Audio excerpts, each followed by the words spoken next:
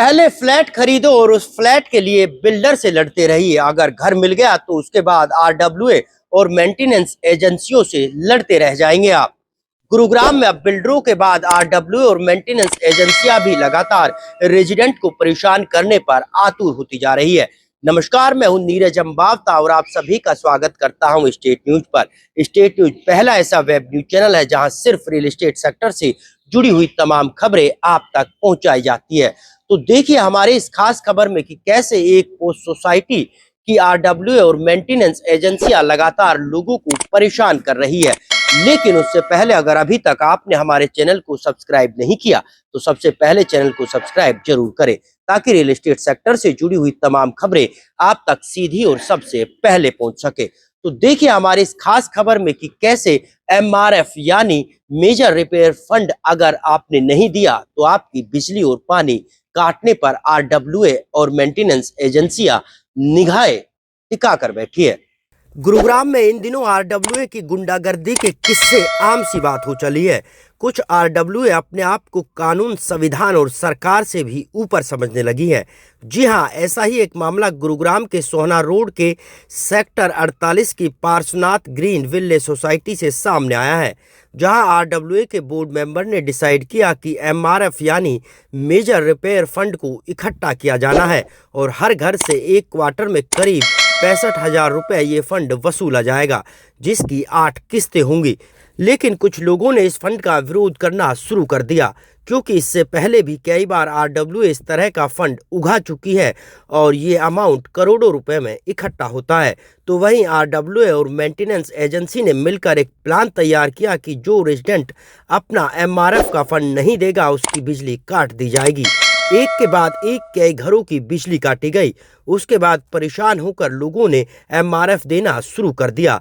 लेकिन जैसे ही सोसाइटी के T2 टावर के 601 नंबर फ्लैट, जो कि शरद बंसल के नाम पर है और उस फ्लैट में उनके भाई समीर बंसल अपनी बुजुर्ग मां के साथ रहते हैं, इस फ्लैट ने भी एमआरएफ का विरोध किया तो उनकी बिजली काट दी। उसके बाद ये पूरा मामला थाने तक पहुंचा और बिजली विभाग में भी आरडब्ल्यूए के खिलाफ एक शिकायत दी गई। पुलिस तुरंत सोसाइटी पहुंची और उसके बाद इस फ्लैट की बिजली को दोबारा से चालू करवाया गया। यहाँ अब सबसे बड़ा सवाल ये उठता है कि आखिरकार क्यों साल दर साल इस तरह का करोड़ों का अमाउंट इस एमआरएफ फंड के नाम पर वसूला जाता है, जबकि ये लोग बिजली का बिल और मेंटेनेंस पहले से ही पे कर रहे हैं।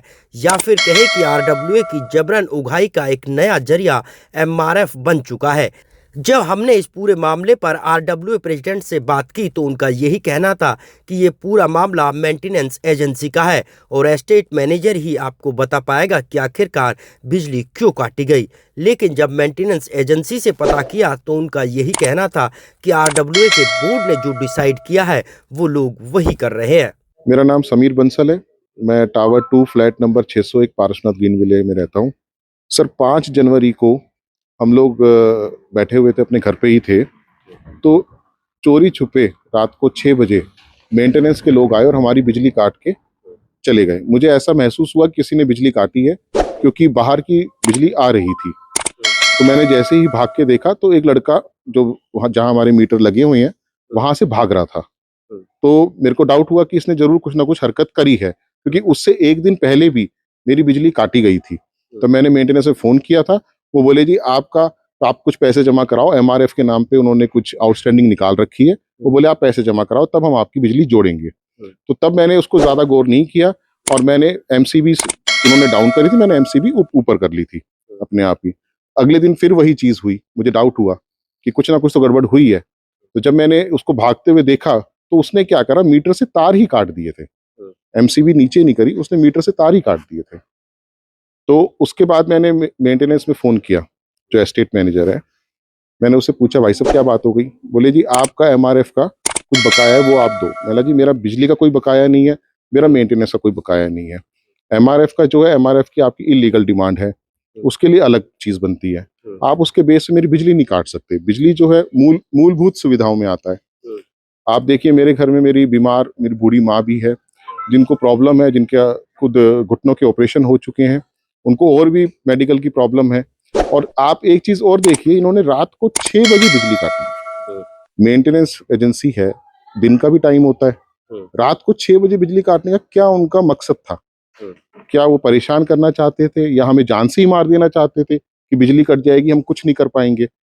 अगर कोई बाथरूम में हो, फिसल जाए, चोट लग जाए, सबके घर में देखो हारी, बीमारी, बुजुर्ग सबके घर में होते हैं। देखो इसके बारे में तो पूरी जानकारी नहीं है क्योंकि ये जानकारी इन्होंने मुझे दी नहीं है, लेकिन जहाँ तक मुझे पता है इन्होंने मेरी ही बिजली काटी है।